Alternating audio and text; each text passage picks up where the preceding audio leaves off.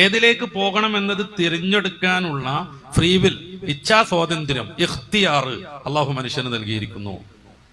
അപ്പൊ ഒരു മനുഷ്യൻ ഇടതുവശത്തേക്ക് പോകണം, കുണ്ടിൽ വീഴണം, കാറ് കേടണം, പരിക്ക് പറ്റണം എന്ന് തീരുമാനിച്ച് അങ്ങോട്ട് തിരിച്ചാൽ അതിന്റെ എല്ലാ ശിക്ഷയും അവൻ അനുഭവിക്കേണ്ടി വരും. ഞാൻ പറയാം, ആ ഒരു തീരുമാനം അള്ളാഹ് എടുക്കണതല്ല. അങ്ങനെ ചില ആളുകൾ മനസ്സിലാക്കിയിട്ടുണ്ട്. ഇവൻ അങ്ങോട്ട് തിരിക്കണം എന്ന് അള്ളാഹു തീരുമാനിച്ചിട്ടുണ്ട്, അങ്ങനെ അള്ളാഹു തീരുമാനിച്ചിട്ടേ ഇല്ല. പിന്നെ ഒരു വിഷയമുള്ളത് എന്താണെന്നറിയോ, ഈ ചങ്ങാതി അങ്ങോട്ടേ തിരിക്കുള്ളൂ എന്ന് ഭാവി ഭൂതം വർത്തമാനം അങ്ങനത്തെ വ്യത്യാസമൊന്നും ഇല്ലാത്ത റബ്ബിന് മുൻകൂട്ടി അറിയാം എന്നത് റബ്ബിനെ കുറ്റപ്പെടുത്താൻ പറ്റുന്ന ഒരു സംഗതി അല്ല.